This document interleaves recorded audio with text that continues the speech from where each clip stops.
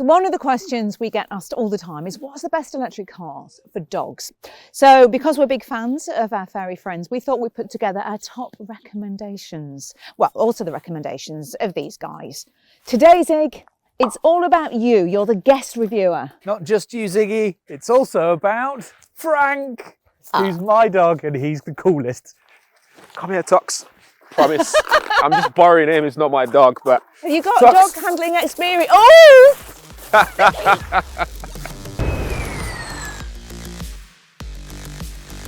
We're looking at 3 of our favourite examples of pooch power today. But for a full rundown of the cars we rate for carrying your 4-footed friends, then head over to electrifying.com. Hey, you two. I mean, 4. Did you know that your dogs could land you with a £5,000 fine and get you in trouble with the police? Wowzers. That's a lot. I'm actually not surprised, because you can see Ziggy is just a real terror. He's just awful, you know. Looks like it. Gets in trouble with the police all the time. And if you look at Tux here, if you can see his eyes, you can tell he's a bit of a criminal mastermind. Look at him. Oh, he's got evil eyes, definitely. I am looking at you, Frank. Although you're not looking at me. What are you looking at? Squirrels? This sounds really boring, but Rule 57 of the Highway Code does state that if you have an animal, like a dog, unrestrained in a car so that it can distract you from driving or provide an issue in an accident, you can get a £5,000 fine, which is a heck of a lot of dog biscuits. So that means no doggo in your lap or sticking his head out the window. No, that's definitely not allowed. So today we'll not only be looking at the best electric cars to carry your dogs in, we'll also be looking at ways to carry them safely.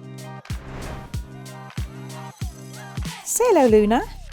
This is Luna. So Luna and I are going to kick things off in a Tesla, which comes with something that Luna absolutely loves. It is dog mode. So it's a climate control feature that lets you keep your car's air conditioning or heater on when you leave your pet in your car for a short period of time. So to turn it on, all you do is select climate control and you select dog. Simple as that. Whilst you're away from the car, you get a message that comes up to reassure passers-by that your pooch is okay, and the temperature will stay where you've set it for as long as you're away, which I guess is one of the benefits of having a giant battery pack. But if the owner's battery does drop below 20%, then a notification will go through to their phone to prompt them to get back to their pet. It's an absolutely brilliant thing. The only thing is I would never ever use it if I was the real owner of Luna, which sadly I'm not, because she'd just come everywhere with me. I'm going to kick things off with what I think will be the perfect car for both me and Frank, and it is this, the MG5 Long Range. Why? Well, for a start, it's the only pure electric small estate on the market. And for a second point, it has this. Frank, come here, hop, hop, come on. See, the thing is, you want your pet to be able to sit up comfortably when they're travelling so that they can do their thing and be nice and relaxed. The other reason that I've chosen this car is because it has a relatively low load lip. Now this is important because my dog can jump up comfortably in here. It's not the lowest in the world, and cars like the Kia EV6 and the BMW iX3 have similarly high load lips, but they're more expensive than the MG5 and also a little bit harder to get your dog into. Frank, come here. This is one relaxed dog. Now if you measure Frank, sit. That's Frank's height. A medium-sized, chunky dog. Aren't you, babe? Yeah. He should be able to fit, and obviously really convenient for him to get in. Frank, jump up. Frank. Oh my God, could you take any longer? Come on, hop, hop. You're not going to do any more than that. Is that what we're getting? Is that it? All right, I'm just going to give him a little bit of a hand. Frank, hoppa. There you go. So Frank has plenty of space in there. Sit. And he's got plenty of headroom. Obviously, when you put your dog into the boot of a car, you'll see what kind of space they've got. And like I said, the shape and the height of the boot is actually more important than the overall volume. It's much better to have a good shape than just loads of space that they can't really use, especially in cars where they've got perhaps a really raked rear windscreen which cuts into headroom. That's really bad for dogs. The other things that I tend to like when I'm traveling with a dog is I use this thing here, which is a dog guard. It clips onto the headrests and it basically stops Frank doing a home invasion and jumping over the back seats and distracting me when I'm driving, which is obviously bad. And I also use this. Now this is a restraint harness, and this end clips onto Frank's little harness here. And then this end can either go into the receiver for a seat belt or onto the Isofix points or one of the clips that's in the back of a boot of a car. It just stops the dog being able to be thrown forwards or backwards in the event of an accident, so you're trying to keep them safe as well as yourselves. Overall though, I do think the MG5 has a lot going for it. Don't you, Frank? Yes.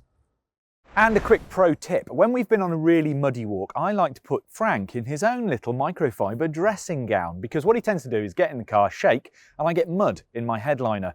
If he wears this, he's warm, he's secure, and it dries him off. Doesn't it, Frank? The other thing I really like about the MG5 is the fact that it's just really chilled out. Now, if you've got a pet in the back, you don't need neck-snapping acceleration or super hardcore brakes. You want to be calm. You want to be smooth, and that's what the MG5 can actually do for you. Even the brake regeneration, which, if I put it on here, it's marked with this little curve switch, isn't grabby. Look, gentle, smooth deceleration. I like to imagine that I'm Frank's chauffeur and he's my VIP. I need to be as smooth as possible, and that keeps him calm and relaxed. It's easy in an MG5. Isn't that right, Frank? Yes, mate. Everybody that drives an MG5 tends to get out of it and go, I get that it's not particularly cool, but it's really practical and it does a job. And the other thing is, with this long-range battery, it has up to 250 miles of range, which is really handy because that gives me options again. It allows me to choose where I stop, where I can let Frank out for a bit of a walk. It really helps. One of these on a lease works out at about £285 a month on the average kind of leasing plan, and that's pretty good. So for me, I'm going for something a bit bigger because Ziggy here is used to being in his nice cosy crate when he's on the move. So the Skoda Enyaq's massive boot has got loads of space for that with room to spare. And of course, if you do need a larger crate for a dog that's bigger of Ziggy, there is still room in there for that. Other than that, I guess you could always opt for a van like a Citroen Iberlingo instead. Now, the good thing is that Ziggy still uses his crate at home. So this is his happy, safe place, which is always great for keeping them calm on longer journeys. And my little tip for you, this is a no spill water bowl. And this is a game changer. No? There you do fancy it. Trust me, it's really hard for them to knock this over. Now look, because the Enyaq comes with a range of over 300 miles, and also because Ziggy is a really good traveller in the car, we don't have to stop to charge too often, particularly on longer trips. Now, having said that Ziggy really likes a crate in the car, which he does, I'm actually trying out something different today. I've got this very cool dog den, I think is the best way to describe it, in the back seat. So it's an accessory from Skoda that actually you can buy to fit the Enyaq, and it comes with dedicated sort of harness and seat belts as well. And he seems quite happy in there. Ziggs! Ziggy! What are you doing? You're looking out the window? I mean, what it is, it's brilliant because it obviously gives them a lot of space to relax in, and it's also sort of nice wipeable, is that a word? Wipeable downable, you know what I mean? So that when he's been out on a walk and he's muddy or wet, he can just dive in there, and of course it protects all the seats. So yeah, I think this might well become an alternative to the good old soft dog crate when we go on longer journeys. I like it, a dog den. I guess you could use it for unruly children as well. Yeah, I probably shouldn't say stuff like that, should I? So just like the MG, this isn't just a great car for the dogs in your life, it's also a great car for the driver and the passengers too. Mainly because it's really spacious and roomy and comfortable. So I haven't driven an Enyaq for quite a while, and just being in it now it's making me remember how much I like it actually. It's lovely and smooth, really comfortable ride. It's just a nice relaxing car to sit in and to drive. It's got a good brake regeneration, which I like. I know I'm on a little country lane, it's telling me there that I was slightly over to the middle. I'm taking the foot off the brake now, and it's just this lovely, smooth, slowing down, and when you're ready to pick up speed again, hit the accelerator, and again it's not too aggressive, just a nice smooth delivery of power, and there's plenty there right throughout the range. It's also got a really lovely interior. I love all the curves and the shapes and the different uses of materials, and the screen is good size and also very intuitive and easy to use. No faffing about, wondering about what button does what. Yeah, I mean, this has been a really good reminder for me today of exactly why this car picked up our Family Car of the Year award for 2021, because it is a great car for all the family. including your four-legged friends. He's gone to sleep. The dog den is getting a very large tail wag from Ziggy. That's his equivalent of a thumbs up. Because honestly, he's crashed out in the back there. Brilliant. Just look comfy though. I'm going to throw in a bit of a curveball here, because if you're looking for a cheaper car for your shorter urban journeys with your pooch, like my friend here, Tux, then the real answer, I think, is this car here, the Mazda MX30. Think about it. Cars in its price class, so around £295 a month, you'd be looking at the Mini Electric or Fiat 500e. But with those, then you'd need a pocket-sized pet. Definitely not our Tux here. Come on. See, the Mazda MX30's outdoors finally or suddenly makes sense, because you can sort of pen your dog in the back seat when getting him in and out. And that can be very handy if you don't want your dogs running off. If you're traveling with your dog in the cabin, you do need to use a seatbelt harness for both their safety and yours. I'd also seat them in the back too, because in the case of a car accident, the airbag in the front could cause serious injury for your dog. My top tip is around tech, of course. Plenty of cars have trackers in them, and so does Tux here at the back as well. So if you guys walk around and know exactly which tree it will be barking up. So if you're just doing urban miles, the MX30's modest 120 miles range really doesn't matter, especially if you're a dog like Tux, who isn't really a big fan of long distance motoring. So what really matters is picking the right car for your dog, your lifestyle, and if you get it right, everybody's happy. I guess the moral of our story today is that you need to choose the right size car for the right size dog.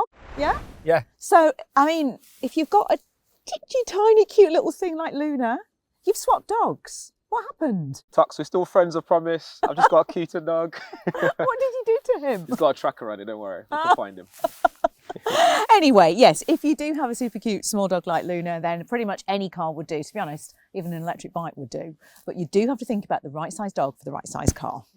Let me just take a moment to appreciate her cuteness. Not you, mate, sorry, but she is a beautiful dog. Hang on. Ah, there you go.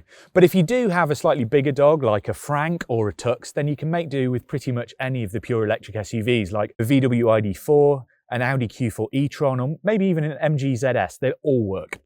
Absolutely. And if you have a big dog like the Great Dane, for example, then you probably need to look at a car like the Citroen e-Berlingo. That's big enough for that. Exactly. But the main point is electric cars are great. They're smooth, they're quiet, and you don't get the smelly exhaust fumes as well. So I think, like us, all our pets love electric cars as well. And like our pets, they have leads.